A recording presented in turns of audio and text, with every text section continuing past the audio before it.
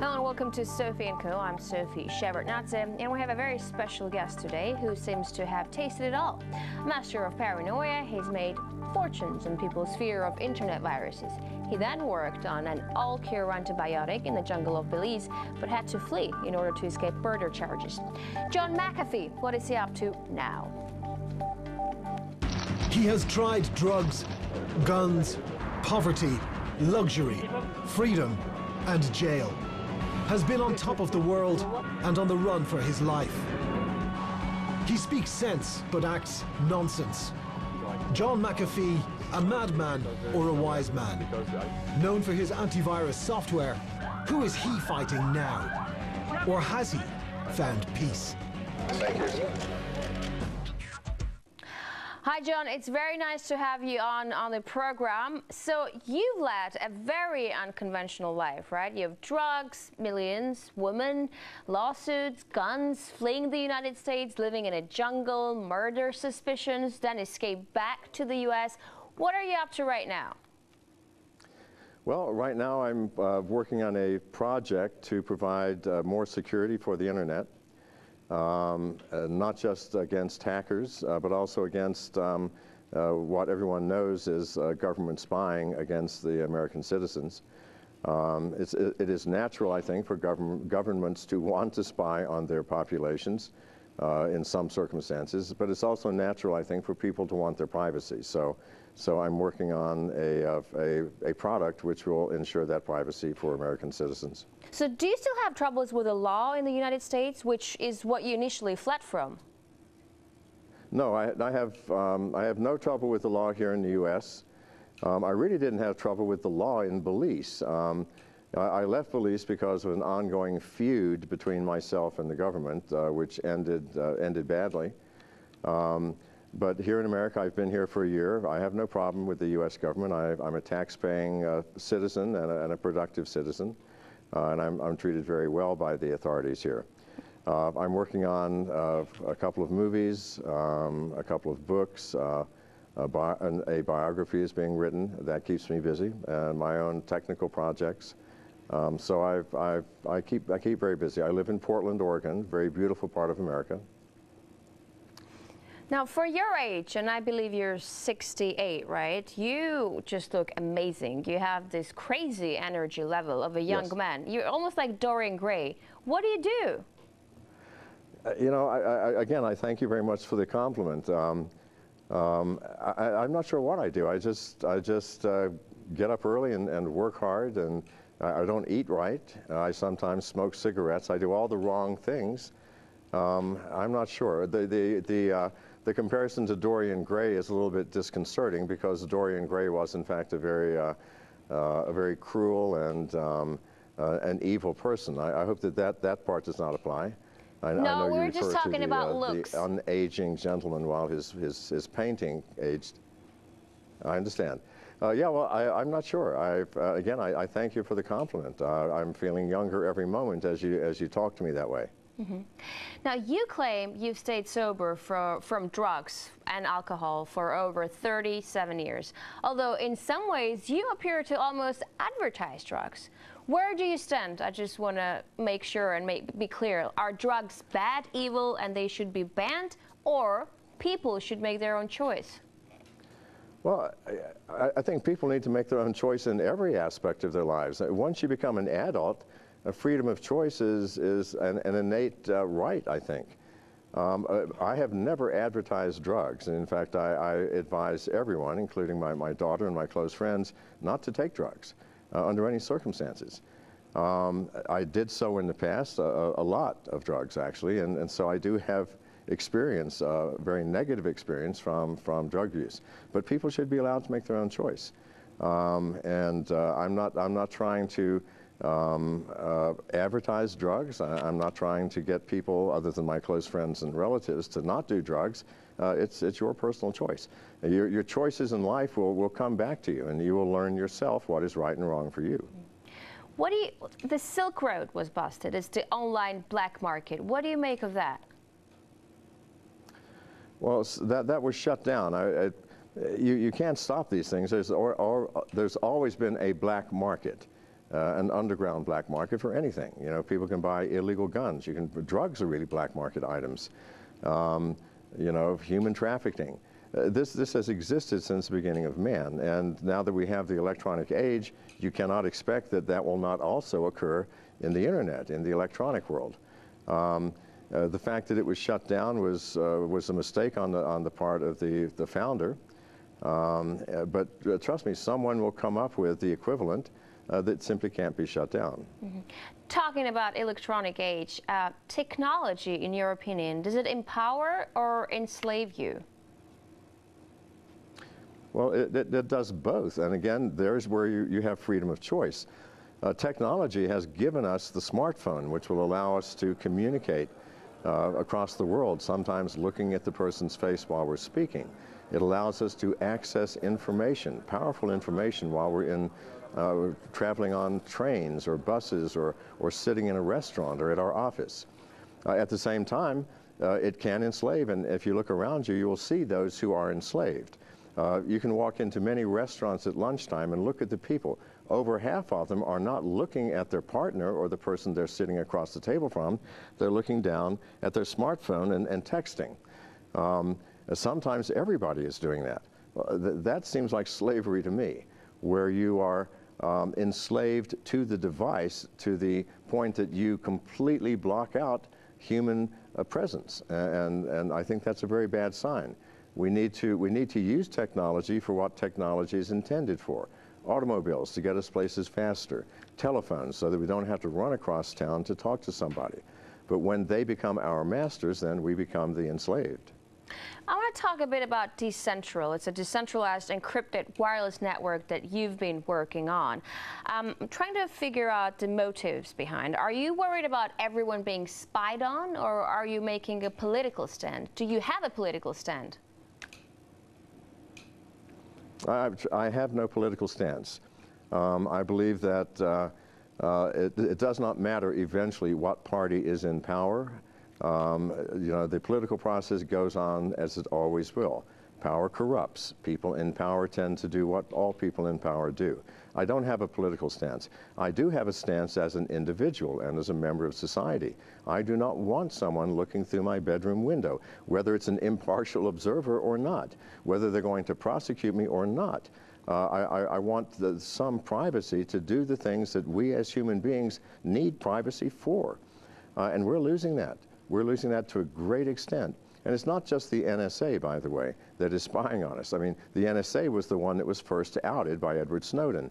But I can guarantee you that all other covert government agencies, of which there are more than 15, are doing the same thing. The CIA, the FBI, military intelligence.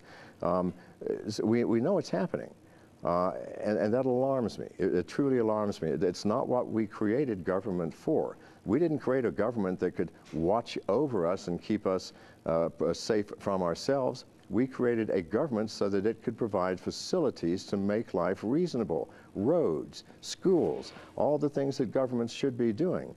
This simply is not correct, and so I needed to do something. Talk to me about Decentral. Is this something that can be globally engaged, or it's more of a local thing?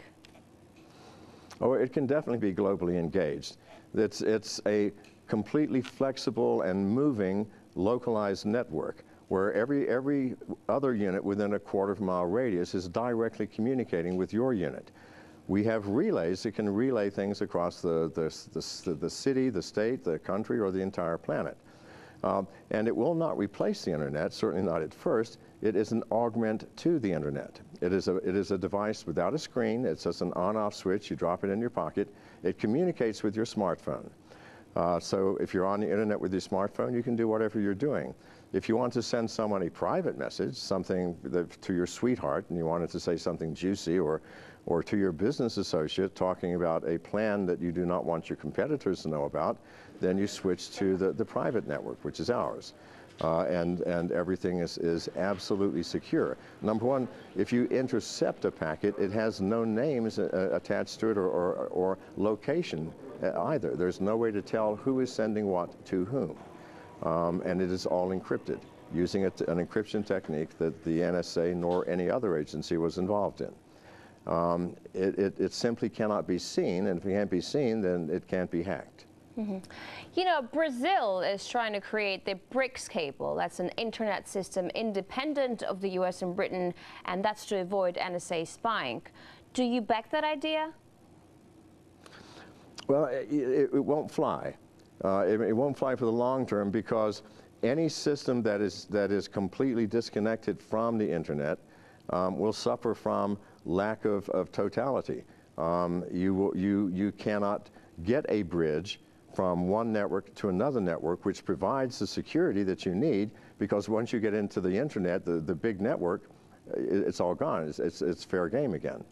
I think that a governmental or a private entity which is not global will have a very difficult time flying. Mm-hmm. Have you ever suspected the NSA of spying on you personally? Well, that's an interesting question. To be frank with you, given my public exposure and my past life, I would be shocked if the NSA was not spying on me, nor the CIA, nor the FBI. I mean, think about it. If, you know, for example, 2 months of last year, I was in top of the press as a potential meth lab manufacturer, a possible murderer, someone involved with a foreign government. I'm back in the States. Can you imagine if someone said, by the way, what is McAfee doing? And they go, well, we're not watching him. That would be strange, wouldn't it? Or perhaps I really am paranoid. No, it would be strange indeed. Now let's take a short break, but we'll be back with technology pioneer George McAfee to discuss whether paranoia creates a good business opportunity and what software does McAfee use on his own computer. Stay with us.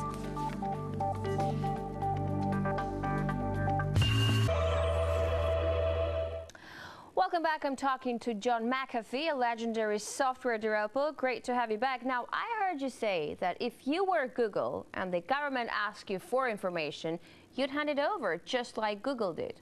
Why?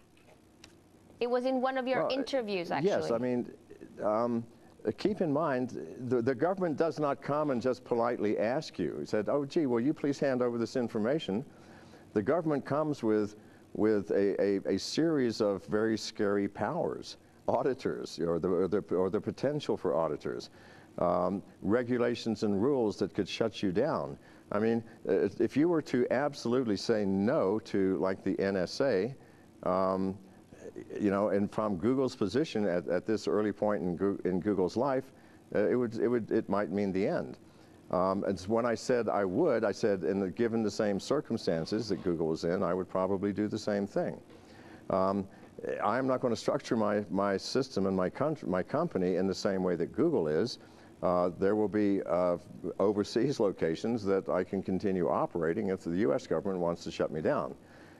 In my case, I would definitely send them away. Say no. This is the problem.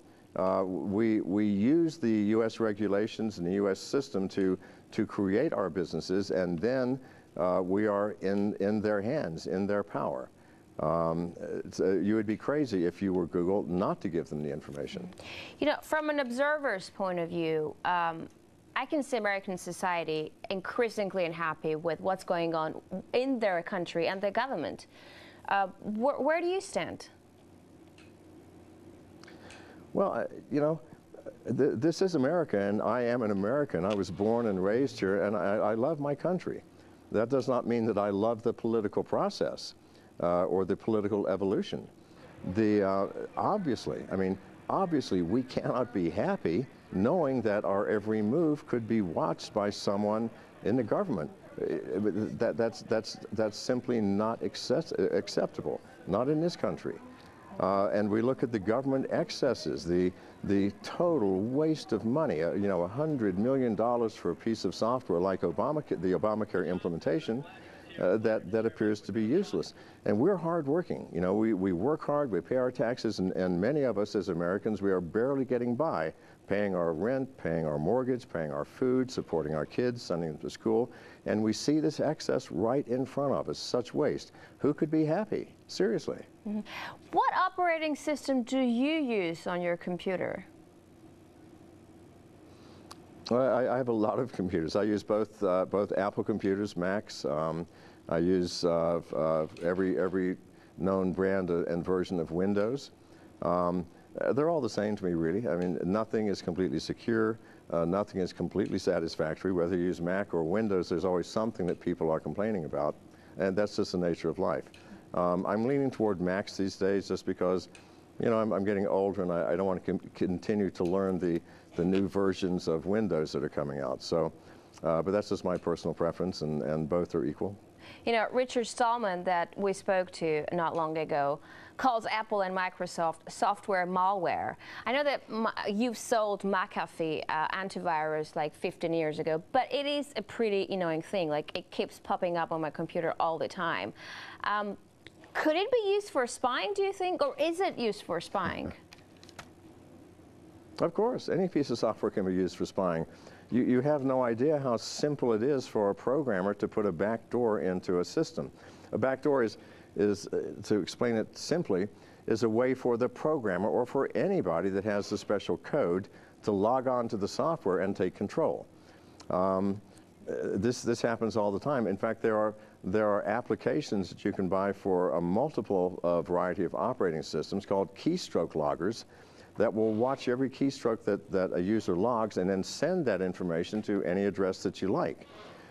With that information, you could get a person's passwords, you can log into their email, read their email, you can turn on the camera on their laptop if the case is open and see what's happening in the room. And if it's closed, you can turn on the microphone and listen to what's happening. This is trivial. People don't understand how widespread this is. For example, if you use the Bank of America application on an Android phone, you have to click yes to agree to the terms. Well, terms go on for pages and pages. Nobody reads them. I do sometimes. If you read the terms, it gives the Bank of America the right to turn on the camera on your phone anytime that it wishes. And you've given them global permission so they don't have to notify you. Well, I know why they do it. I mean, if you empty your bank account and then say, it wasn't me, someone stole my phone, they'll go, well, look, it certainly looks like you. But still, it's scary. If they can do it, anybody can do it.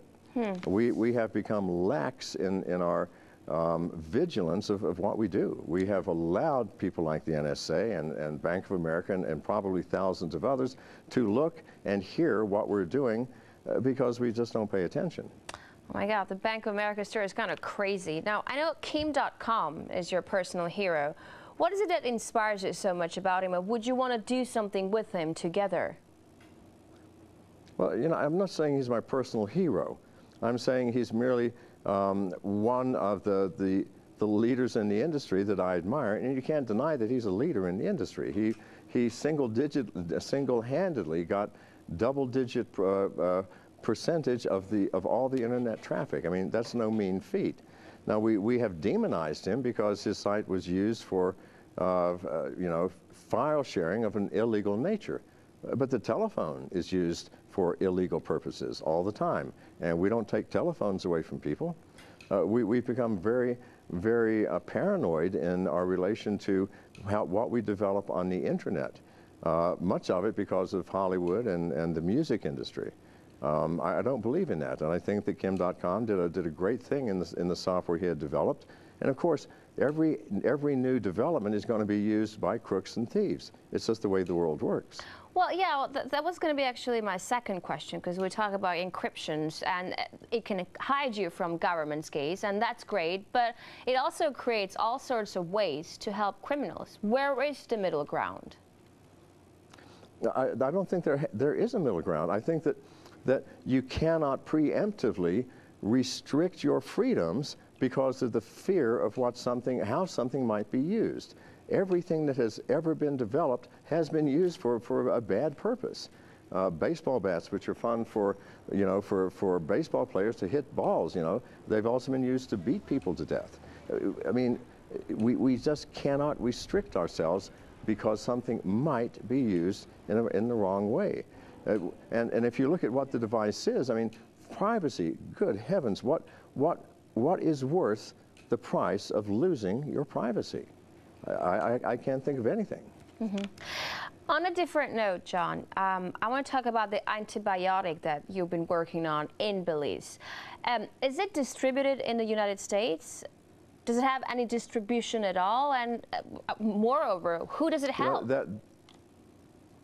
That product was abandoned when the Belizean government stormed my laboratory and destroyed $500,000 worth of property. At that point, I abandoned the jungle and went back to San Pedro Island. It was simply too dangerous for me to live in the interior any longer. Belize is a dangerous country. And if you look at statistics, it is the murder capital of the world based on murder rates per capita. I took a long look at my situation and realized that if I stayed and continued the research, I had a likelihood of meeting a bad end. So I abandoned it, went back to San Pedro, and that's one of the things perhaps I do regret doing. But I simply could not pursue it further. So is the antibiotic dead? Is it all over? Certainly my part of it is, yes. And it's tragic because the research was based on a new concept called quorum sensing, which is the means that bacteria use to communicate between themselves of the same species and also with other species of bacteria. We didn't even know it existed until about 10 years ago, and it opens up massive avenues of hope for all kinds of disease. But, you know, unfortunately, I needed access to the jungle plants along the rivers there in order to get samples of quorum sensing compounds developed by the plants, and I can't do that anymore. Mm-hmm. You know, I'm thinking with all of your enterprises, the antivirus, the antibiotics, now the decentral, is it like a messiah syndrome because you want to save people, you want to save the world, or are you just a good businessman?